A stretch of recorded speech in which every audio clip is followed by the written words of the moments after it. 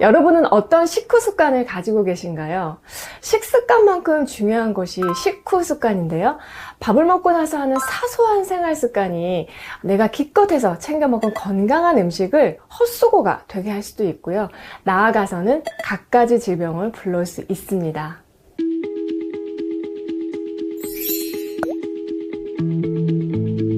안녕하세요. 정세현 아이사 라이프 레시피 정나래입니다. 오늘은요, 제가 정말로 뜯어말리고 싶은 식후 습관이 있어서 알려드릴게요. 밥 먹고 하면 골병드는 생활 습관이 있는데요. 그 첫 번째가 양치질입니다. 이 치아 건강은 오복 중에 하나인데요. 식사 직후에 하는 양치질, 좀 더 정확히는 칫솔질은 정말 복을 깎아먹는 일이라는 거 여러분 알고 계신가요? 이게 정말 중요한 일이라서 예전에도 제가 위에 영상에서 한번 알려드렸었는데 밥을 먹고 나서 입안이 텁텁하다고 밥 숟갈 딱 놓자마자 이 치아를 정말 뽀드득 뽀드득 닦는 분들 많으시죠? 절대 안 됩니다. 식사 직후에 칫솔질을 하면 이 치아를 코팅해서 보호하고 있는 에나멜층을 벗겨내게 됩니다. 이 에나멜층이 없어지면요, 이빨도 정말 쉽게 썩고요, 치아가 갑옷 없이 전쟁터에 나가는 것과 똑같아요. 특히 오렌지 주스 같은 과일 주스, 딸기, 포도, 블루베리, 건과일, 커피, 와인같이 산성을 띠는 음식이나 음료수를 먹자마자 이 칫솔질을 하게 되면은 에나멜층이 녹아내리게 됩니다. 자, 그러면 어떻게 하느냐? 입안에 남아있는 음식물 찌꺼기를 제거하기 위해서 물로 헹궈서 뱉어내는 물양치를 밥 먹자마자 해주시고요. 이 양치질은 식사 후 1시간이 지났을 즈음 해주시는 것이 가장 좋습니다. 밥 먹고 나서 절대 하면 안 되는 습관이 또 있는데요. 커피와 녹차를 마시는 일입니다. 나는 밥 먹고 나서 커피 한 잔 탁 하는 게 낙인데 하는 분들 많으실 텐데요. 제가 또 엄청 원망받을 것 같아요. 그런데 여러분, 밥을 먹고 나서 커피나 녹차를 마시면은요, 우리가 콩이나 녹색 채소 또 견과류를 통해서 섭취한 철분이 잘 흡수되지 못해요.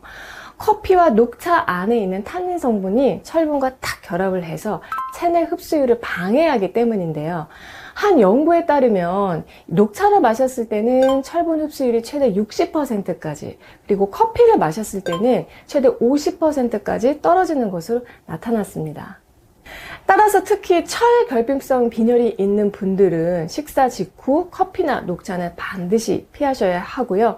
빈혈이 자꾸 재발하는 분이라면 내가 혹시 이런 식후 습관이 있는 건 아닌지도 한번 체크해 보셨으면 합니다.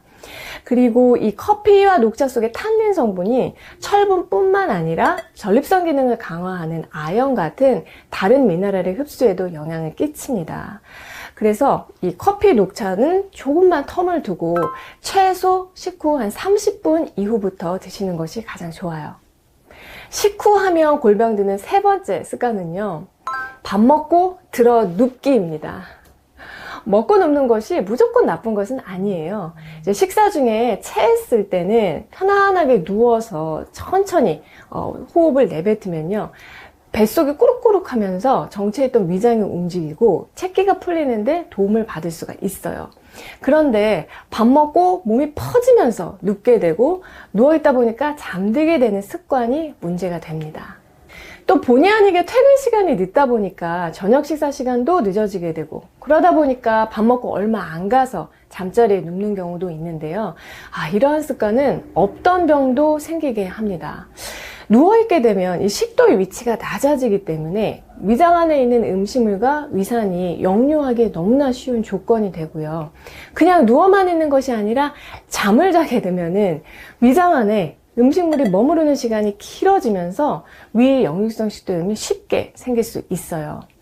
또한 먹고 바로 자는 습관은 당뇨병 발생률도 높이기 때문에 이러한 식후 습관은 정말 피해 주셔야 합니다. 식후에 하면은 골병드는 네 번째 습관은요, 식후 디저트입니다. 자, 식사를 마치고 나면은 이렇게 치솟았던 혈당이 떨어지면서 다시 안정세를 찾아가는 때입니다. 그런데 이때 달달한 디저트가 들어오게 되면 다시 혈당이 치솟으면서 고혈당 상태에 들어가게 되고요. 이것은 췌장에 큰 부담을 줄 수가 있어요. 대부분의 디저트류가 설탕 같은 정제당을 사용해서 만들어지기 때문에 일반 탄수화물보다 혈당을 올리는 속도가 매우 빠르고요. 혈당을 통통 튀게 하는 혈당 스파이크를 생기게 합니다. 그리고 이후에는 반작용으로 혈당이 올라갔던 만큼 다시 뚝 떨어지면서 기운이 빠지고 배가 금방 고플 수가 있어요. 따라서 식후 디저트보다는 차라리 공복 간식을 먹는 습관이 좋습니다. 그리고 마지막으로 여러분, 밥 먹고 나서 절대 무리한 운동하지 마세요. 아무리 좋은 음식을 먹어도요, 먹고 나서 운동하면 헛수고가 될 수 있습니다. 우리 몸은 일정한 양의 혈액을 재분배해서 쓰는데요. 밥을 먹고 나면은 소화를 돕기 위해서 위장관으로 혈류를 많이 보내게 되고요. 상대적으로 이 팔다리로 가는 혈류는 줄어들게 돼요.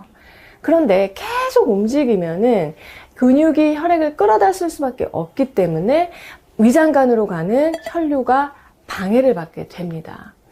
그래서 밥 먹고 나서 뛰게 되면은 위경련이 일어나기도 하죠.